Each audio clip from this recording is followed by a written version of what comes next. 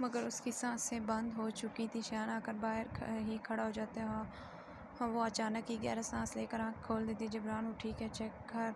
मीसा जबरान को कहकर उसका हाथ थामती है। It's a miracle doll. वो उसे चेक करके सर पर हाथ रखता कहता है, तब इकराती है क्योंकि वो हिल रही थी। हिलो मत प्लीज़ आरोज, जैसे चलो ऐसे ही रेस्ट करो। मीसा उसका हाथ चूमती बाहर निकल जाती है। आन वो जबरान को देखकर मुश्किल से कहती है, वो बाहर है। मुस्कुरा वो ठीक है, वो लड़खड़ाक जुमला अदा करती है। वो उसकी इस वक्त की परेशानी में भी हंस देता है। मगर अब नहीं रहेगा, हम सब की दुश्मनी निकल आई है। डॉल के आन से आहान अंदर दाखिल हुआ होता है। उस छेड़ते मुँह से जल्दी से अंदर आता है। उसके सराहने करीब खड़ा तो मैं शदीद व नाराज़ हूँ और मानूंगा भी नहीं। वो आँख का कोना साफ करता है, उसकी तरफ मुंह हिलाकर कहते हैं। वो सब उसकी इस हरकत पर मुस्कुरा देते हैं। चीटर, वो उसे हल्की आवाज़ में कहकर मुस्कुरा देती है, मेरा बच्चा तुम ठीक हो। माँ उसके पास आती उसका माथा चूमकर कहती है। वो पक कर जवाब देती है। उसमें और हिम्मत नहीं थी बोलने की। शान कहाँ है? जबरान आहान के पास आकर नहाई दीदी में से जो सिर्फ आहान ही सुन पाता है। उसका सामना करने के लिए उनको देखकर जवाब देते हैं, शान तुम कहाँ जा रहे हो? मीसा के बताते कोई जाने लगता है। मूसा से जाते पूछते हैं उसका सामना करने के लिए। वो कहकर बाहर निकल जाता है। उसका ससुराता था लफ्ज़ में किसी की चीखों और अजियत का दावत है। वो खुद भी 2 पल को रोक तो उसके इस गुस्से पर वो जानता था वो उसे नहीं रोक सकता में था। जब उसे इसका आप भी नहीं रोक पाता था। वो मूसा को देखकर कुछ देर पहले की गई बात याद करता है। अगला दिन हो चुका था। वो सब उसे मिल चुके मगर वो अब तक नहीं आया था। वो बाहर की तरफ आसमान देखती उस लम्हे को सोच रही थी। ऐसा क्या था वो जो खुद भागी थी? उसकी फासकन वो अपने ज़हन में उलझी थी। जब मीसा अंदर दाखिल होती है तो कैसी हो? वो उसके पास आती मुस्कुरा कर उसे की रिपोर्ट उठाती पूछती, गुस्से में होगा शान का बेबी? मूसा अंदर आता हाँक लगाता है। वो उसे घूर कर उसे देखती, मस्कीन सी शक्ल बनाकर अंदर आती माँ को देखती है। मत करो मेरी बच्ची को तंग। वो मूसा के सर पर चपत लगाती उसे प्यार की वो घूरकर उसे देखती, मस्कीन सी शक्ल बनाकर अंदर आती मांगती, मत करो मेरी बच्ची को तंग। वो मूसा के सर पर चपत लगाती है, उसे प्यार से देखती, कहती है, वाह बंदे की कोई इज्जत नहीं। शान का बेबी बहुत बदतमीज़ है। वो पास सोफे पर बैठता आज लाकर उसकी तरह कहता है। वो रुख मोड़ कर उसे घूरी से नवाजती है। ख़ुद को बड़ी तमीज़ है। एक बंदे की इयादत करने आए हो, ना कोई फूल, ना कोई फ्रूट, ना चॉकलेट। चलो वापस जाओ। आरोज अपनी टोन में आती उसे झाड़ती है। हद है शान के बेबी। वो रुख दूसरी तरफ कर वापस मुड़ता उसे चाहता है। आन को आने दो, अपना हशर देखना। वो मुंह पर हाथ रखती फेरती कहती है, अंदर आता शान। उसकी बात पर न चाहते मुस्कुराते उस चेहरे से मुस्कुराहट उसकी वजह से गई थी, उसके इस हाल में होने से। और अब मुस्कुराने की वजह भी उसे नहीं दी थी। वो पाशा क्या हाल कार के आया होगा। आहान और जबरान वो सोचना भी नहीं चाहते थे। अक्सर वो भी जुनून में बहुत बुरी मौत देते थे मगर शान की जुनूनियत की कोई इंतहा नहीं होती थी। वो नहायती सफाकी से मारता था। वो जबरान को अपने बंदिश पाशे की गुमशुदगी की खबर मिल चुकी थी। वो मखसूस आहट और खुशबू पहचान कर सामने देखे जहाँ वो ब्लैक पैंट शर्ट में उस पर ब्लैक ही जैकेट पहने हाथ जेब में रखे लाल अंगारा आंखों से उसे देख रहा था। उसको सामने देखकर उसकी एक बीट में होती है, चलो बच्चे मैं बाहर हूँ। अच्छा माँ कहकर उम्मीस और जबरान आहान के साथ बाहर निकल जाती है और मैं तो कबाब में हड्डी बन रहा हूँ। मूसा उन दोनों को यहाँ ध्यान अपनी तरफ करवाते हैं। शान उसे इग्नोर कर देता है। शायद सुनता ही नहीं है क्योंकि वो उसे वैसे ही देखता आगे बढ़ता है। आरोश मूसा घूर कर पास पड़े फ्रूट के पास छुरी होती है। कह लो मानो शान का बेबी तो मुझे मासूम कह छड़ी से मार गई। वो उसकी बात पर खुद से मुँह के एक्सप्रेशन बनाती है। वो उसे और तंग करने का इरादा छोड़कर मुस्कुरा कर शरारती नज़रों से देखता बाहर निकल जाता है। मैं बाहर हूँ का बेबी। वो दरवाज़ा दोबारा खोल कर कहता बंद कर देता। मूसा वो हाथ की मुट्ठी बनाकर से छोत कहती है। शान आकर उसके पास बैठ जाता है। उसकी आंखों से तो आज आरोश को भी मैं खौफ महसूस हो रहा था। आन वो उसके हाथ उसकी जैकेट के अंदर जाते देखे उसे आवाज़ दी क्योंकि उसे इग्नोर करके अपनी जैकेट से कुछ निकाला था। वो उसे का मौका दिए बिना अपना ईगल शेप वाला चाकू उसके चेहरे करीब कर देते। वहाँ ख्वाहिश खोल देखती है जिसकी आंखों में इंतहाई गुस्सा था। अभी वो नाम भी नहीं बोलती। वो उसके होंठों पे हाथ रख देता है। तुम्हारी 2 सज़ाएं पेंडिंग हैं मिसेस। वो कहकर वो चाकू से कदम फेरने लगता है। वो उस चाकू को उल्टा कर जो किस चीज़ की सज़ा वो खौफ काटती उस चाकू से ससराते लहजे से किसकी इजाज़त से बाहर निकली थी। वही गंभीर आवाज़ उसकी सांस 2 पल को उसकी आवाज़ पर रुक जाती है। वो गोली मतलब वो फ़ोन वो कह ही नहीं पा रही होती। उसकी एक्सरे करती नज़रों से क्या तुम मुझसे डर नहीं लग जो उसकी मान कर मेरी रात की। वो चाकू उल्टा उसके माथे से नाक तक फेरते हैं। नहीं वो तुम्हें बताना था। वो रोक रोक कर जुमला पूरा करता। हम तो अपनी सज़ा खुद तजवीज़ करो, मैं तुम्हें इजाज़त देता हूँ। राग जैसा नहीं था। वो खौफ से इस चाकू देख जो अब उसकी शहरक पर फेरा जा वो अपनी मासूमियत दिखाना चाहती। वो खौफ में बेचारी को कुछ समझ ही कहाँ आ रहा। तुम अपनी छोटी सी बीवी को सजा दोगे। आन वो जानती थी उसे बुकाना बहुत पसंद। वो मासूम बनकर बात करती है, आखिर में उसका नाम खींचकर अदा करती है। शान उसके होंठ पर चाकू रखता टोकता है, आई एम सॉरी। उसे अपनी बेहतरी सी नजर आता है, इसलिए एक कान पकड़ सॉरी कर देती, मगर वह वैसे ही संजीदा बैठा रहता है, यानी ये मेरी मासूमियत से नहीं पिघलने वाला। वो अपने ज़हन में उसे देख कर सोचती है, ठीक है जो तुम कहोगे वो मानूंगी, बट प्लीज़ इसे हटा दो। उस चाकू को 2 उंगली दूर करती उसे कहती है। वो उस चाकू को खुद करीब होता है, उसकी शायर आग पर रखता है। मेरी बात अहम होनी चाहिए, ना कि किसी दूसरे 2 नंबर इंसान की। गॉट इट विशेष कैट आउट को चाकू वापस रख देते हैं। उसके उठते गहरे सांस खींचती है, हद है, यहाँ बंदा मार रहा है। अयादत करने के बजाय चाकू लेकर आ गया। उसके उठते वो अपनी हाँफती है, मगर उसका चेहरा देख लेती थी। हरगिज़ ना कहती तुम्हारी मौत का वक्त नहीं आया अभी। उसकी ठोड़ी 2 उंगली पकड़कर ऊंची करता आंखों में देख कर कहता है माँ। वो उसके यूँ करने पर उन्हें आवाज़ देती है। मुनाफिक में सारा शेर हो जाता है। क्या वो बंदा इतनी परेशानी से पूछती है। वो मैं डर रही थी, उंगलियां मरोड़ती कहती है। वो हंसकर उसके पास ही बैठ जाती है। वो फ़ोन जेब से निकालता बाहर निकल जाता है। ओए गैंगस्टर, वो शौक अंदाज में सिपकारती है। वो उसकी बात पर कह रहा मुस्कुराता पीछे मुड़ता है। उसके दोनों डिम्पल उसकी मिजाज को और खूबसूरत बनाए। कुछ नहीं, जाओ, मैं मूसा को बुला रही थी। वो होंठों को दांतों तले दबाए शरारती लहजे में कहती है। वो मुस्कुराहट रोकता बाहर निकल जाता है। अगले 2 दिन तक वो वहीं रहती है। कुछ देर पहले ही उसको डिस्चार्ज किया था। एक हाल में नीम रोशनी में बैठा वो शख्स शदीद ज़ख्मी था। सामने से एक घर आता, उसके सामने खड़ा और उस बाल मुट्ठी में जकड़ कर उस चेहरा अपने आप सामने करते हुए पाश आता, जो पहचान तक में नहीं आ रहा था। उसका अलिया इस बात का गवाह था कि उसे किस कदर टॉर्चर में रखा गया था। वो एक टॉर्चर सेल था जहाँ वो जलाद साहब को इस कदर ज़ियतनाक मौत देते थे कि उसकी रूह तक कांप उठती थी। पाशा की शर्ट के आस्तीनें फट चुकी, जिससे उसके ज़ख्म वाज़ेह हो रहे थे। उसका हर ज़ख्म ऐसा था गोश्त तक नज़र आ रहा था। उसके हाथ और पाँव के नाखून तक नहीं थे। जहाँ से खून रेस कर जम चुका था, वहाँ इस वक्त शदीद ठंड थी। जहाँ से रखा गया था इस टॉर्चर सेल के कमरे थे बहुत से, जहाँ के अलग टॉर्चर से गुजारा जाता था। ईगल अपने पास खड़े आदमी से पानी लेता है, उसके चेहरे पर फेंक देता है। वो उस कदर गर्म था कि उसके चेहरा तक झुलस जाता है। वो ज़ियतनाक चीख मार कर सारे दर उधर मारने लगता है, मगर सामने खड़ा शख्स से बिल्कुल नज़रों से देख रहा था।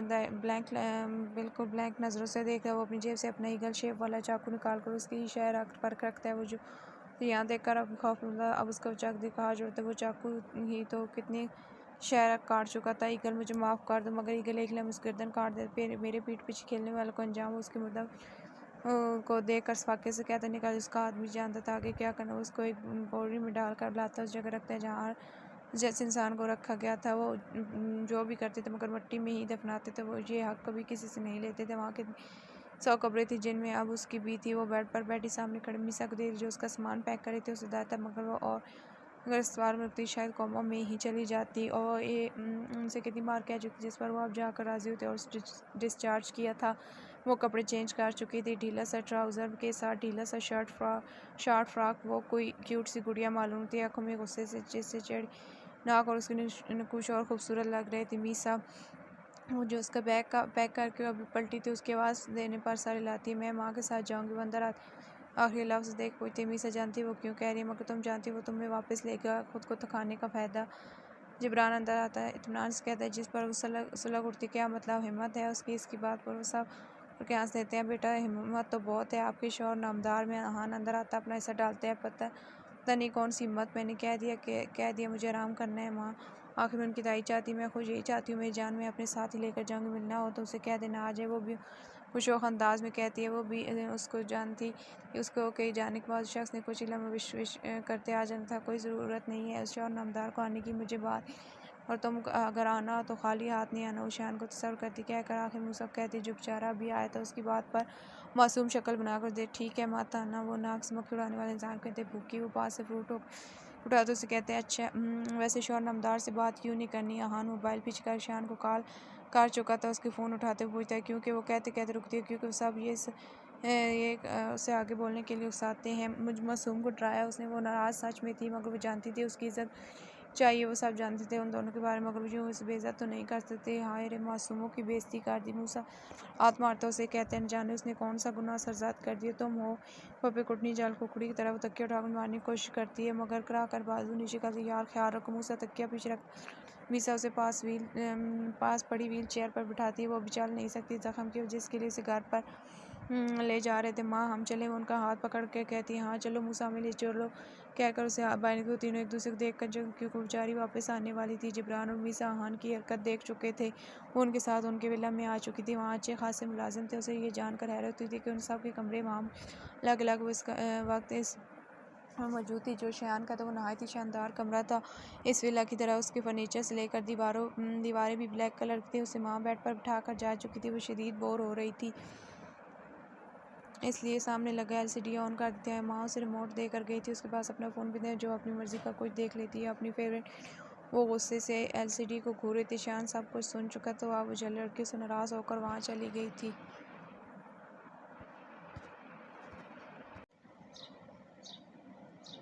वो अपनी ज़रूरी मीटिंग अटेंड करता, सीधा वहाँ जाने के लिए कार में बैठता। आधे घंटे के साथ उसने 10 मिनट में तय किया था। वो बाहर निकल कर अंदर दाखिल होता है। गार्ड्स उसे सलाम कर रहे थे, मगर वो शान बेनियाज़ी से अंदर की तरफ तेज़ तेज़ कदम उठाता बढ़ गया था। रात हो चुकी थी। माँ उसके पास ही बैठी रह गई थी। उनकी मदद से उसने नमाज अदा की थी। वज़ू उसने मेड की मदद से कर लिए थे। माँ उसके लिए सूप दोबारा भिजवा चुकी थी, मगर उसे ज़बरदस्ती नहीं भी। अचानक उससे बैक में पेन और था, दवाई भी लेनी थी। इसे जब माँ खुद उसके लिए सूप लाई थी तो उसने थोड़ा सा पीकर दवाई ली थी। वो उसे कितनी बार सोने का कह चुकी थी, मगर उसे नींद ही नहीं आ रही थी। दवाई लेने के बावजूद वो एक तरफ चेहरा किए लेटी हुई थी। उसने कोशिश ही करनी थी सोनी थी, चूँकि उसके बाल खुले थे तकिए पर, और कुछ बेड से नीचे जा रहे थे। एक ब्लैक ट्राउज़र और शॉर्ट फ्रॉक साथ दुपट्टा शान बेनियाज़ी साइड पर पड़ा था, और कुछ गले में तक कम्फर्टर गले तक लिया हुआ था। वो जैसे ही लिविंग एरिया तक आता है, उसे माँ मिल जाती है। उनसे कुछ बात करता, वो उनसे आरोश का पूछता है, सो नहीं रही? खाना भी मुश्किल से खाया। सोने कहती तो कहती नींद ही नहीं आया, जबकि दवाई भी ली थी। तो देखो से वो सब बताकर मेड के साथ किचन का रुख करते हुए अपने कमरे की तरफ बढ़ जाता है, जब वो यहाँ रहते थे तो सबके यही अलग अलग कमरे थे। वो जो आंखें मूंदे लेटी थी, मखसूस आर्ट पहचान कर और सख्ती से आंखें बंद कर लेती है। वो अंदर आकर दरवाज़ा बंद करता है, उसके करीब बढ़ता है। कोई आड़ ना पाकर चोर नज़र से उसे अपने पास देखती है, जो उसे ही देख रहा था। सामने खड़ा वो देख तो चुका था, इसलिए आंखें पूरी खोल देती है। वो दुपट्टा पहले ही ठीक कर चुकी थी। वो उसे आंखें खोलते ही उसके पास बेड पर बैठ जाता है, जो कर उसके बाल हाथों में लेता, बेड पर रखता है। क्या ये भीग गया है? वो उसके नज़दीक होता है, उसके बालों की लेट हाथ पर बांधता खींच कर पूछता है। वो उसे सख्त नाराज़गी जताना चाहती थी, इसलिए खामोश रहती है। वो उसकी लेट दोबारा खींचता है। उसे दर्द होता है, मगर खामोश रहती है। वो उस बार हल्की से ज़ोर से खींचता है। उसे सुनना चाहता था, मगर वो बेहिस बनी लेटी रहती है। वो थोड़े और बाल लेकर खींचने लगता है, जैसे लेट खींची थी। वो उसके हाथ पर थप्पड़ मारती है, अपने बाल छुड़वा लेती है। अभी तक सुकून नहीं मिला। जब देखो बाल खींचते रहते, वो अपने बाल चूम कर तकिए की दूसरी तरफ रख देती है और कंफर्टर तक मुंह तान लेती है। वो गुस्से में उसे कूदता, जहाँ से उसे ने चूमा वहाँ से चूम कर वापस रख देते हैं। उसकी हरकत पर घूर कर रह जाती है। दूसरी तरफ आता अपने शूज़ उतार कर रखता है, जैकेट भी उतार कर उसके पास रखकर अपने कपड़े लेता, चेंज करने घुस जाता है। वो कुछ देर बाद निकल कर आता है, उसके सराहने ही बैठ जाता है। मिसेज़ वो कान करीब जोकर उसे पुकारता है। उसकी गंभीर आवाज़ पर उसकी हथेलियाँ भीग जाती हैं। क्या है? वो खुद पर काबू पाती लठीमार अंदाज में कहती, ये मेरी जगह है। वो कम्फर्ट हटाने की कोशिश कहते हैं, मगर वो पूरे ज़ोर लगाकर उसे पकड़ लेती है। तो वो कम्फर्टर हटाकर गुस्से में पूछती, तो ये? वो कहकर पास लेकर उस कम्फर्टर में घुस जाता है और चील के बच्चे हटो यहाँ से, उसे पाँव मारती कहती, जंगली बिल्ली वांस कर उसका वार ज़ाया करता, उसका माथा छू लेता है। वो माथा हाथ से साफ करती रुख मोड़ लेती है, जिससे उसे दर्द होना शुरू हो जाता है। वो कंट्रोल किए बेहिस बनी लेटी रहती है। वो उठकर बेड ग्राउंड से टेक लगाता, उसे सीधा करता है। ये आखिरी बार है बेशाइंदा, खौफ को दर्द मत देना। लहजा सख्त मगर फिक्र थी उसमें। वो कहकर उसके बाल में हाथ चलाने लगता है, इसलिए तो उसे नींद नहीं आ रही थी। उसने उसे इतनी आदत जो डाल दी थी, वो तो वहाँ पर हमेशा उसकी जगह ही सोई मिलती थी, और उसी के तकिए पर सर रख के, मगर उसके सामने वो शोर नहीं करना चाह रही थी। तुम यहाँ क्यों आए हो? हटाओ इसे, गुस्से कहती उसका हाथ चटक देती है। वो अपना हाथ देखता है, उसे तैश में देखता है, उसका मुंह बोझ लेता है। उसे पकड़ नरम थी। क्या चाहती हो? अभी उसके सामने गोद उठाए बाहर ले जाऊँ? वो उसकी आंखों में देखकर कहता है, हटाओ, मुझसे बात मत करो। उसकी बात पर नज़र झुका दोबारा सब याद करके असली टून में आती उसे रखती। अच्छा वो क्यों? वो उसके बाल कान के पीछे करता कहता है।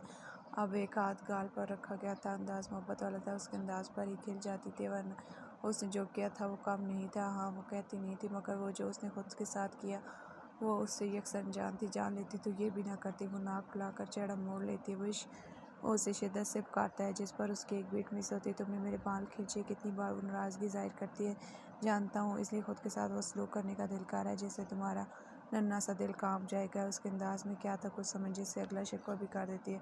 तुमने चाकू से डराया? उसके वो उंगली जो उसके चेहरे फेरा था पकड़ लेती है। नहीं, वान क्या? वो भी शान बेनियाज़ी जवाब दे। तुमने कहा तुम मुझसे नफ़रत करते हो, उसका जवाब तुम जानती नहीं हो क्या, तुम क्या हो मेरे लिए नहीं हो। मुँह सूर कर कहती है माय फेवरेट मेलोडी। वो कह कर उसकी गर्दन पर उंगली फेरता है प्रिंसेस। उसके बाल पकड़ उसकी खुशबू अपने अंदर उतारते हैं माय लाइफ।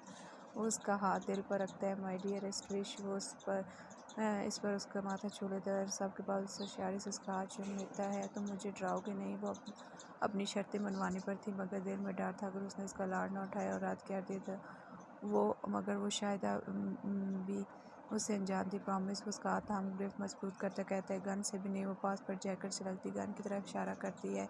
उसकी आंखों के सामने उस दिन का मंजर घूम जाता है। उस सब के बाद उसने खुद को किस कदर जख्म की था, कमर भरी पड़ी थी। वो तो जिब्रान और सब उनके खास मुलाजिम ने उसके यहाँ आने की इत्तला दी थी। उसने खुद को किस कदर टार्चर किया था, कभी नहीं। उसकी आंखों में देख कर कहते हैं आंखों में ऐद था। वो पिघल चुकी थी, बस उसे लाड करने मज़ा आ रहा था कि वो शख्स उसके लाड उठाता था। मेरा चेहरा ज़ोर से नहीं पकड़ोगे।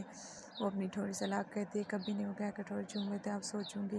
वो नाक से मक्खी उड़ाने वाले अंदाज में कहती है। उसकी बात पर गहरा मुस्कुराता है। उस एक शर्त पर उसे देखकर कहती है उसकी किसी बात से अनजान थी। जो अब होता वो उसकी अगली बात जानता था।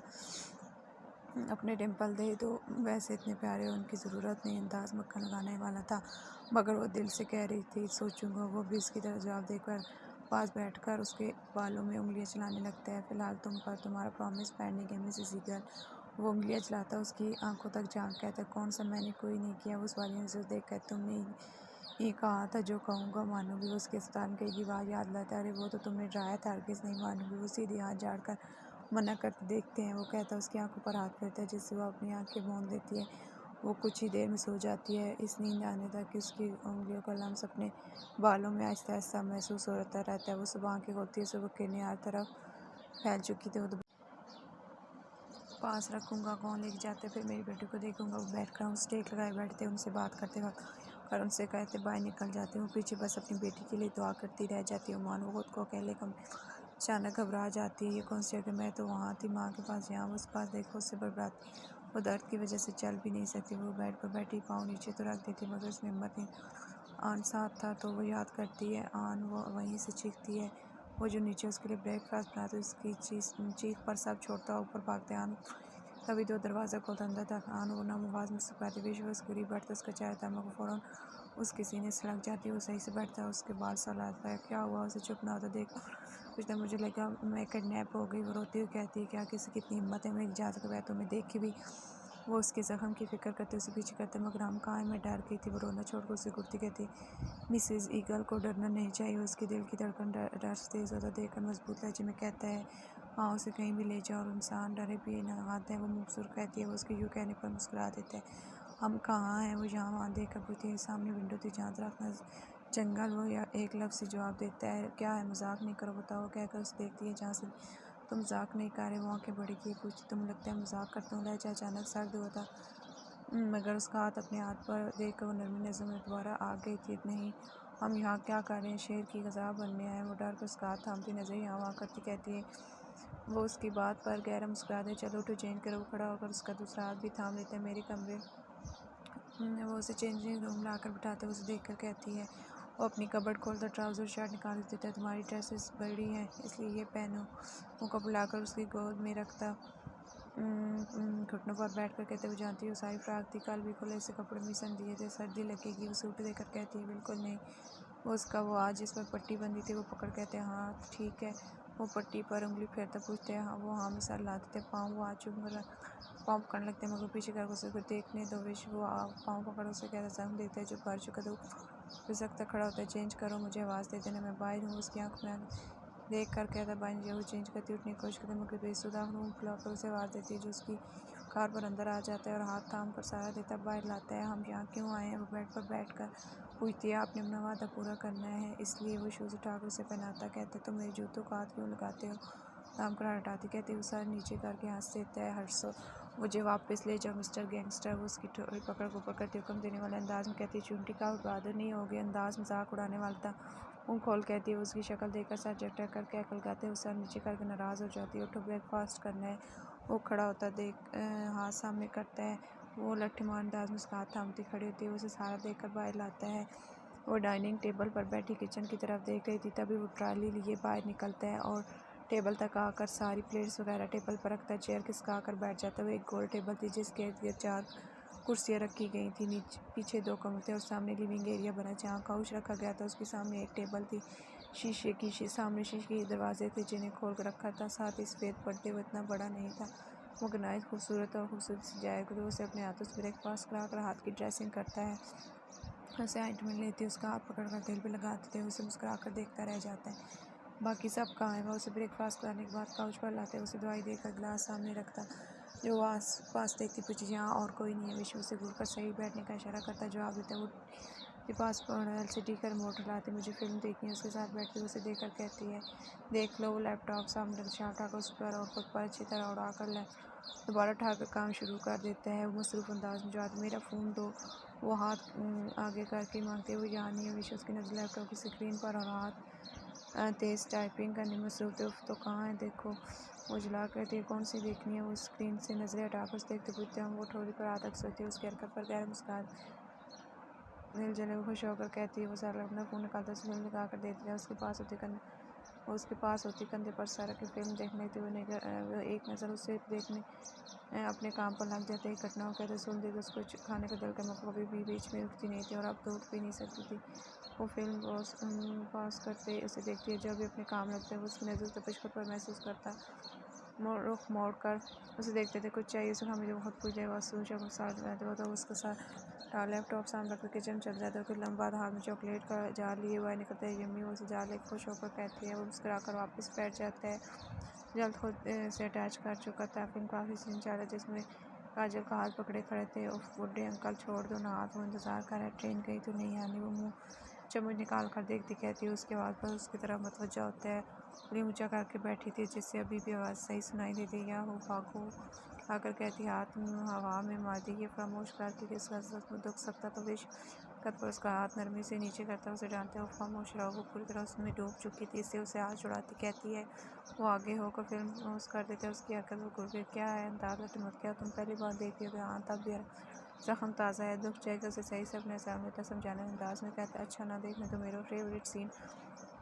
वो उसके होंठों पर उंगली रखती, चुप करा कर दोबारा फिल्म लगा देती है। उसकी हरकत पर मुस्कुराकर उसकी उंगली पकड़ता चूम लेता है मगर उसका ध्यान तो वहाँ था इसलिए कोई भी रिएक्शन नहीं देती। उसका अपना काम करने लगते होगी ख़त्म।